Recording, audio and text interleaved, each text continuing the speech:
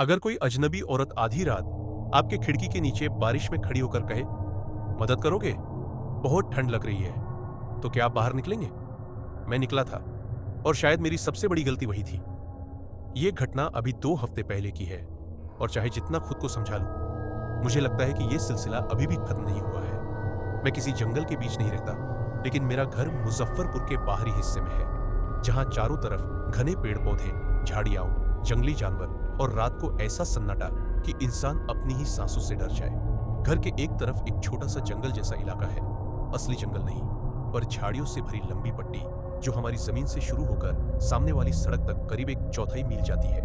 उस सड़क के आगे एक और तिरछी सड़क मुड़ती है और उसके ठीक उस पार है एक बहुत बड़ा, बहुत गहरा पुराना सरकारी तालाब। बचपन से मैं उसे सरकारी इलाका समझता था, क्योंकि चारों ओर बोर्ड लगे थे, नो ट्रेसपेसिंग, सरकारी इलाका, बिना इजाजत प्रवेश मना है। पर अजीब बात यह थी, उस तालाब का नाम गूगल मैप्स पर तक नहीं था। अगर वो सच में सरकारी जल भंडार होता तो उसका नाम जरूर होता। मैंने कई बार खोजा, कहीं कोई रिकॉर्ड नहीं मिला। यह रहस्य हमेशा मेरे मन में फंसा रहा।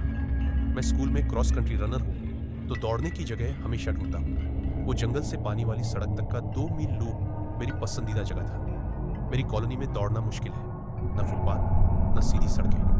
लोग ऐसे तेज गाड़ी चलाते हैं जैसे कुश्ती का मुकाबला हो। सीजन आने वाला था तो मैंने अपनी दौड़ और बढ़ा दी थी। उसी दिन वापस आते वक्त मुझे लगा जैसे मेरे पीछे किसी झाड़ी में कुछ हिला, पर सोचा कोई जानवर होगा। गर्मी का मौसम था और उस रात मैं हमेशा की तरह खिड़कियां खुली रखकर सोया था। बारिश की आवाज मुझे बचपन से सुकून देती है, पर उस रात अचानक बदली, बिजली और तेज आंधी शुरू हो गई। मैं नींद में जाने ही वाला था, तभी एक आवाज सुनाई दी। बारिश की आवाज नहीं, किसी के रोने की, धीमी दबती बुझती सिसकियां।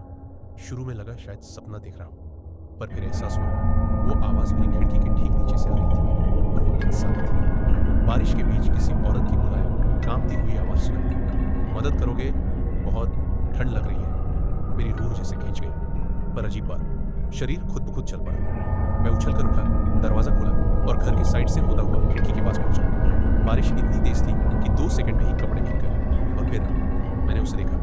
एक औरत खिड़की के नीचे, बिल्कुल भीगी हुई, सफेद पतले कपड़े, जैसे रात वाला गाउन। ठंड से कांप रही थी, खुद को छोटे से छज्जे के नीचे छुपाने की कोशिश कर रही थी। मैंने धीरे से पूछा, क्या हुआ, मदद चाहिए? वो मेरी तरफ मुड़ी और अचानक झटके से दौड़ी, सीधे मेरी तरफ। मैं जड़ हो गया, लगा अभी पकड़ लेगी, पर बिल्कुल पास आते ही वो रुक गई, जैसे मेरी ऊंचाई या रोशनी से डर गई हो। फिर अगले ही पल वो मुड़ी और नंगे पैर जंगल की तरफ ऐसी रफ्तार से भागी जैसे इंसान नहीं, कोई और चीज हो।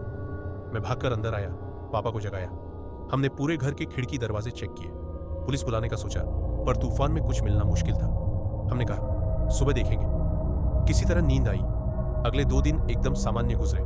हमने खुद को समझा लिया, कोई बेघर औरत होगी या मानसिक तनाव में रही होगी, लेकिन असली डर तो अभी बाकी था।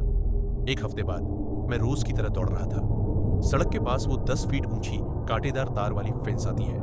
आदत के मुताबिक मैंने तालाब की तरफ झांका और मैं वहीं जड़ हो गया। वो वही औरत तालाब के किनारे बैठी थी, पांव पानी में डाले हुए, सफेद कपड़े, माथे तक भीगे बाल और एकदम स्थिर चेहरा। मेरी शायद कोई आवाज निकल गई, क्योंकि उसने दूर से सीधे मेरी तरफ देखा, जैसे उसे पता हो कि मैं यहां से गुजरने वाला हूं। फिर वो अचानक उछली और पागलपन की रफ्तार से फेंस तक दौड़ी, चेहरा तार से चिपका दिया और मुस्कुराने लगी।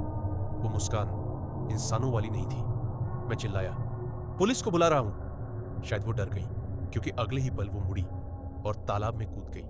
पुलिस आई, पर उसे कुछ नहीं मिला, न पैर के निशान, न कपड़ों का टुकड़ा, न किसी के कूदने का सबूत। अब कई रातों से मेरी खिड़की के नीचे फिर आवाजें आती हैं, रोने की नहीं, बल्कि जैसे कोई धीरे धीरे चल रहा हो, घर का चक्कर लगा रहा हो। मैं दौड़ने भी नहीं जा रहा, फिर से उसका सामना नहीं करना चाहता। सब कहते हैं वो बस कोई बीमार औरत रही होगी, शायद मेरे पीछे पीछे घर तक आ गई हो। पर जो बात मुझे आज भी नींद नहीं आने देती, वो तालाब वाली फेंस के अंदर कैसे पहुंची। हमने घंटों ढूंढा, कोई रास्ता नहीं मिलता, कहीं से भी नहीं। मेरा कजिन बोलता है सरकार उस तालाब में कुछ छुपा रही है। मुझे हमेशा मजाक लगता था, पर अब मैं अपने ही घर में सुरक्षित नहीं महसूस करता। और हाँ, मुझे पूरा यकीन है ये कहानी अभी खत्म नहीं हुई है।